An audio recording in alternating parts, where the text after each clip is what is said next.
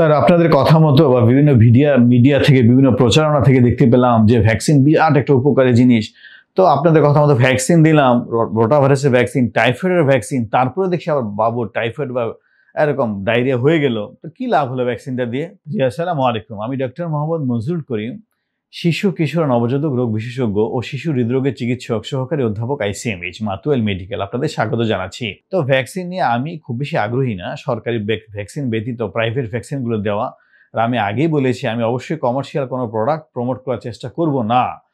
এই জন্য যে সমস্ত প্রোডাক্ট কমার্শিয়াল, এগুলো আপনার জানা, যে কোনো একটা বিজ্ঞাপন দেখে আমরা লাফায় পড়বো না, ওইটার উপরে নেওয়ার জন্য একটু যাচাই বাছাই করে নেব। আর ভ্যাকসিনের ক্ষেত্রে আমি যেটা বলি, আমার দেশের মানুষ গরিব মানুষ, এই জন্য যে ভ্যাকসিনগুলো আমরা যে প্রত্যন্ত অঞ্চলে যারা প্র্যাকটিস করে থাকি, দেখা যায় যে বাবুদের নর্মাল যে ভ্যাকসিন, এগুলো দিতেই গার্জিয়ান রাজি হয় না। কারণ ভ্যাকসিন দিলে অনেক সমস্যা, অনেকের মাথায় থাকে যে ভ্যাকসিন দিলে অনেক সাইড এফেক্ট হয়, বাবুর জ্বর আসে, ঠান্ডা হয়, কাশি লাগে। এই জন্য অনেকে নর্মাল শিডিউল ভ্যাকসিন দিতে চায় না।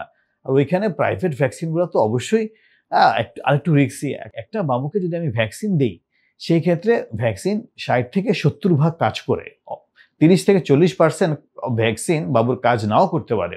ভ্যাকসিন দেওয়ার পরও 30 থেকে 40% বাবুদের, 40% বাবুদের দেখা যায় যে ওই রোগটা দেখা দিতে পারে। তো এই জন্য আমার পরামর্শ থাকে সবসময় যে প্রাইভেট ভ্যাকসিন এত অস্থির হওয়ার কোনো কারণ নেই। কারণ অনেকে অনেক জায়গায়, অনেক মিডিয়াতে, অনেক ভিডিওতে দেখাচ্ছে যে ভ্যাকসিন দিলে এই লাভ, এই লাভ। এই জন্য মায়েরা ভ্যাকসিন দেওয়ার জন্য অস্থির। একে তো ভ্যাকসিনটা একটা ব্যয়বহুল জিনিস, প্রাইভেট ভ্যাকসিনগুলা। সরকারি ভ্যাকসিনগুলো ব্যয়বহুল, যেহেতু গভর্নমেন্ট এটা বেয়ার করে, আমাদের শরীরে আমরা টের পাই না। আসলে ওইগুলো যদি আমরা টাকা দিয়ে দিতাম, তবে বুঝতে পারতাম ওইগুলো অনেক ভ্যালুয়েবল। কিন্তু প্রাইভেট ভ্যাকসিনগুলো আরেকটু দাম বেশি, যেহেতু সরকারের সাপোর্ট নাই। তো আমার কখনো আগ্রহ থাকে না যে ভ্যাকসিন দেওয়ার জন্য। তো এখন বলবেন যে স্যার তাহলে আমরা কি করবো বাচ্চাদের বাঁচানোর জন্য? তো আমার কাছে কোনটি সেরা ভ্যাকসিন, ওইটা নিয়ে একটু বলতে চাই যে সেরা ভ্যাকসিন কোনটা। সেরা ভ্যাকসিনের মধ্যে 1 নম্বর হচ্ছে হ্যান্ড ওয়াশিং।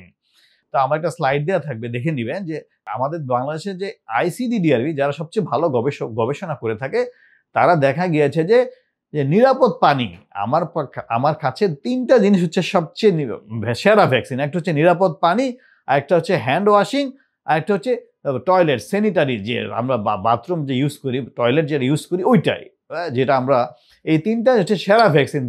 তিনটাকে সুন্দরভাবে মেনটেন করা। তো দেখা যায় যে আমাদের আইসিডিডিআরবির যে গবেষণা দেখা গিয়েছে যে আমাদের নিরাপদ পানি মাত্র 43% মানুষ নিরাপদ পানি পাচ্ছে। বাকি যে 47%, প্রায় 47% মানুষ নিরাপদ পানি পাচ্ছে না, তাদের আপনি যতই ভ্যাকসিন দেন, এই রোগ আপনি প্রতিরোধ করতে পারবেন না। আরেকটা হচ্ছে হ্যান্ড ওয়াশিং। তো হ্যান্ড ওয়াশিং এর ক্ষেত্রে দেখা গিয়েছে আলহামদুলিল্লাহ মায়েরা ভালো হ্যান্ড ওয়াশিং করে। মায়েদের হ্যান্ড ওয়াশিং এর রাইট আমি দেখি হার প্রায় 55%, 50% আপনি স্লাইডে দেখে নেবেন। আর সেক্ষেত্রে উল্টা হচ্ছে বাবুদের, বাচ্চাদের, কিন্তু আমাদের বাবুরা একদম হ্যান্ড ওয়াশিং এর প্র্যাকটিসে নেয়। যারা একটু বড় বাবু, নিজের হাতে খেতে পারে, সেক্ষেত্রে পার্সেন্টেজটা মাত্র 14%, 14%। তো আমাদের গবেষকরা বলছে যে অবশ্যই পার্সেন্টটা আমাকে আরেকটু রেইজ করতে হবে। যদি আমি সমস্ত রোগ প্রতিরোধ ক্ষমতা আমার বাবুদের বা আমার নিজের মধ্যে করতে চাই, অবশ্যই হ্যান্ড ওয়াশিং এর প্র্যাকটিসটা বাবুদের ক্ষেত্রে বাড়াতে হবে, মায়েদের ক্ষেত্রেও বাড়াতে হবে। লাস্ট হচ্ছে স্যানিটারি। তো স্যানিটারি ক্ষেত্রে দেখা গিয়েছে 1990 সালে আমাদের দেশে 34%, 34% মানুষ ওপেন স্যানিটারি ইউজ করতো, যেটা আমাদের সরকারের ইয়াতে বলেন, যে মিডিয়ার প্রচারণা বলেন, সেটা নেমে মাত্র 1.5%-এ নেমে আসে। এখন মানুষ ওপেন টয়লেট ইউজ করছে না আমাদের গভর্নমেন্টের যে প্রজেক্টের কারণে। তো তারপরে দেখা যাচ্ছে যে আমরা বাথরুমের ব্যাপারে খুবই উদাসীন। আমাদের টয়লেটের ক্লিনিংটা যদি আমরা ভালো করি, তবে দেখা যাবে যে অনেকাংশে এটা কমে গিয়েছে। তো আলহামদুলিল্লাহ আমাদের শহরের মানুষ অনেক সচেতন। এই জন্য আমাদের বড় বড় চিকিৎসকদের গ্রামে ছুটতে হয় রোগীর জন্য। কারণ শহরের মানুষের সচেতনতার কারণে অনেক রোগ, অনেক ডিজিজ শহরে কমে গিয়েছে। এই জন্য আমাদের ডাক্তাররা প্রত্যন্ত অঞ্চলে গিয়ে ঢাকা থেকে প্র্যাকটিস করতে যায়। কেন? ওইখানে মায়েরা উদাসীন। তো আমার ভিডিওটা হচ্ছে পুরা বাংলাদেশের সবার জন্য, যাতে সমস্ত প্রত্যন্ত অঞ্চলের মানুষগুলো এই সেরা ভ্যাকসিনগুলা, সেরা পানিটা, নিরাপদ পানি পেতে পারে। এছাড়া হ্যান্ড ওয়াশিং এর প্র্যাকটিসটা করে আর নিরাপদ টয়লেট ব্যবহার করে। তবে আমার প্রাইভেট ভ্যাকসিনের কোনো দরকার হবে না। আমার বাবু থাকবে সবচেয়ে সুস্থ এবং আমার পরিবার থাকবে সুরক্ষিত। আজকে এই পর্যন্তই।